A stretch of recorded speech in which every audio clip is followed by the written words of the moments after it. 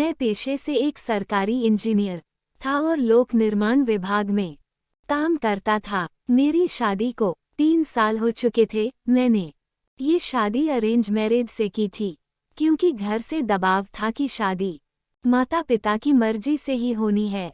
मेरी पत्नी एक संस्कारी पत्नी और एक अच्छी माँ थी।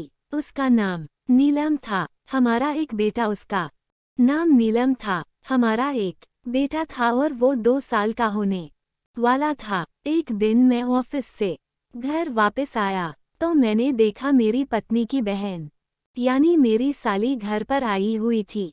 उसकी उम्र 20 साल के आसपास रही होगी। उसका नाम नीलू था और वो दिखने में बहुत हसीन और खूबसूरत लग रही थी। मेरी पत्नी ने बताया कि नीलू को स्कूल से 1 महीने की छुट्टी मिली है, इसलिए वो अपनी छुट्टियां यहीं हमारे साथ गुजारेगी। मैंने कहा अच्छी बात है और कनखियों से उसे देखते हुए अपने कमरे में चला गया।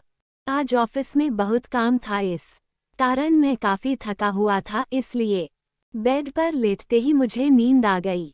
दूसरे दिन सुबह सवेरे नीलू मेरे लिए बेड चाय लेकर आई। मैं अभी नींद में था।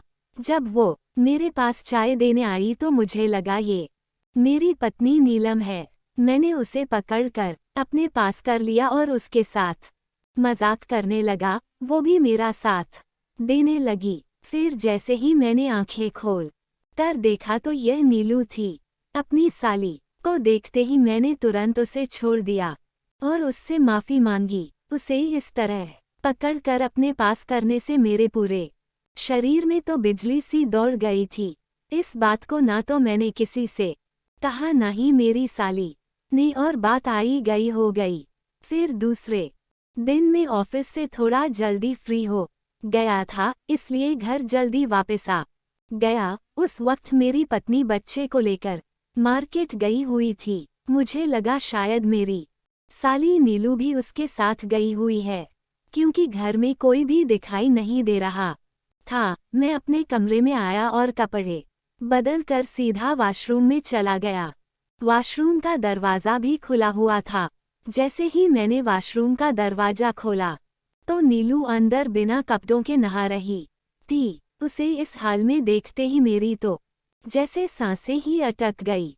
वह मुझे देख कर मुस्कुराने लगी और बोली, क्या हुआ जीजू, आपकी सांसें क्यों ऊपर नीचे हो रही है? उसकी खूबसूरती देखकर मैं कुछ पलों के लिए जैसे सुन्ना सा हो गया था। फिर जल्दी से दरवाज़ा बंद किया और कहा कि दरवाज़ा अंदर से बंद करके नहाया करो, और उसे सॉरी बोलते हुए वापस अपने रूम में चला गया। उस रात मेरे दिमाग में नीलू का ख्याल आता रहा। उसको जिस हालत में देखा था वो बार बार मेरे सामने आ रहा था। इसी कारण मैं रात में अच्छे से सो भी नहीं पाया। लेकिन एक बात मुझे हैरान करती थी कि इतना सब होने के बाद भी मेरी साली को कुछ भी बुरा नहीं लगा, और न ही उसने ये बातें कभी अपनी दीदी से कही। फिर कुछ दिन ऐसे ही गुजरता रहा। इस बीच नीलू की हरकतें मुझे काफी अजीब लगने लगी थीं। वो हमेशा मेरी तरफ कुछ अजीब नज़रों से देखती। उसे जब भी मुझे टच करने का मौका मिलता वो बेझिझक टच कर लेती, और कई बार तो जब मेरा बेटा मेरे पास होता तो वो उसे लेने के बहाने मेरे बहुत करीब भी आ जाती थी। मुझे नीलू का ये सब करना ठीक नहीं लग रहा था, लेकिन मैंने इस पर ज्यादा ध्यान नहीं दिया। फिर एक दिन मेरी पत्नी को बच्चे को टीका लगवाने हॉस्पिटल जाना था। उस दिन मुझे ऑफिस से छुट्टी थी। मैं जब थोड़ा सा लेट सोकर उठा तो पास वाले कमरे से मुझे मेरी पत्नी और साली नीलू की आवाज़ें सुनाई दे रही थीं। मेरी पत्नी नीलू को अपने साथ हॉस्पिटल लेकर जाना चाहती थी, लेकिन नीलू ने कहा उसे बच्चों को इंजेक्शन लगाते देखा नहीं जाता और उसकी तबीयत खराब हो जाती है, इसलिए वह नहीं जा पाएगी। तब कुछ देर के बाद मेरी पत्नी बच्चे को लेकर टीका लगवाने हॉस्पिटल के लिए निकल गई। अब मैं और मेरी साली नीलू दोनों घर पर अकेले थे। मैं अपने कमरे में बैठकर टीवी पर कुछ देख रहा था। तभी नीलू मेरे कमरे में आई और मेरे काफी करीब आकर बैठ गई और कहने लगी, जीजू क्या आप मेरे सर पर हाथ लगाकर देख सकते हैं कि मुझे बुखार है या नहीं। उसने अभी भी रात वाली पतली सी नाइट ड्रेस पहन रखी थी जिसमें से काफी कुछ दिखाई दे रहा था। मैं उसके सर अपना हाथ रखकर देखने लगा। उसका सर तो बिल्कुल ठंडा था। जब मैंने उसे बताया कि उसका सर तो बिल्कुल ठंडा है, उसे बुखार बिल्कुल भी नहीं है, तो उसने थोड़ा मुस्कुराते हुए कहा, आपको तो मेरा असली वाला बुखार शायद नजर ही नहीं आ रहा। मैं उसकी बात समझ नहीं पाया और पूछा कि क्या मतलब। उतने में मुझे मेरी साली ने एक किस कर लिया। एक पल के लिए तो मैं जम सा गया। मुझे कुछ भी समझ में नहीं आ रहा था कि ये सब क्या चल रहा है। मैंने खुद को उससे दूर किया और कहा, नीलू ये सब ठीक नहीं है। हमारे रिश्ते की एक मर्यादा है और इस मर्यादा की इज्जत करना चाहिए। और अगर तुम्हारी बहन को ये सब पता चल गया तो मैं अभी अपनी बात पूरी कर पाता उससे पहले ही उसने रात वाली नाइटी को अपने नीचे खींच दिया। मैं तो जैसे सदमे में चला गया। मुझे कुछ भी समझ में नहीं आ रहा था। अब मेरे सामने नीलू उसी तरह खड़ी थी जैसे उस दिन वॉशरूम में थी और उसे इस तरह से देखकर मेरी आंखें तो खुली की खुली रह गईं। एक तो वह वैसे ही बहुत हसीन थी, ऊपर से इस हाल में देखना मेरे लिए तो नजर हटाना मुश्किल हो गया था।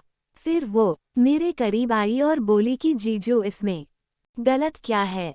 जब मुझे कोई दिक्कत नहीं है तो आपको इसमें क्या दिक्कत है। अब मैं निःशब्द हो गया था और मैं ना चाहते हुए भी खुद को उसके करीब जाने से रोक नहीं पा रहा था।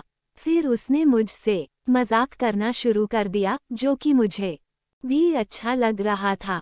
अब मैं भी अपने जज्बातों पर काबू नहीं रख पा रहा था और मैं भी अपना होश खो बैठा। मैं जैसे ही उसके ऊपर आने को मुड़ा तभी मेरी नज़र सामने लगी अपनी बीवी और बच्चे की तस्वीर पर पड़ी, जिसे देखने के बाद मैं वापस होश में आ गया। क्योंकि मैं अपनी पत्नी और बच्चे से बहुत प्यार करता था और किसी भी हाल में उन्हें धोखा नहीं दे सकता था। तब मैंने नीलू को धक्का देकर खुद से दूर हटा दिया, लेकिन नीलू के सर पर तो अभी कुछ और ही सवार था और वह फिर से मेरे करीब आने की कोशिश करने लगी। तो इस बार मैंने उसे एक थप्पड़ रसीद कर दिया। इसके बाद वो गुस्से में मेरे कमरे से बाहर चली गई। जब कुछ समय के बाद मेरी पत्नी बच्चे को टीका लगवा कर घर वापस आई तो नीलू ने उल्टा अपने कपड़े फाड़कर मेरे ऊपर जबरदस्ती का इल्जाम लगाने लगी। लेकिन मैंने अपनी पत्नी को बताया कि यह सब झूठ है और ये सब इसी का किया धरा है।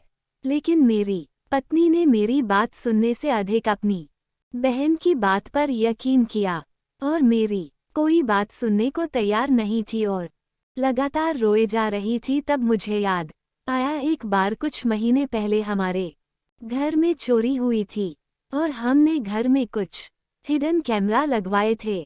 इसके बाद मैंने अपनी पत्नी को हिडन कैमरे की फुटेज चेक करने के लिए कहा।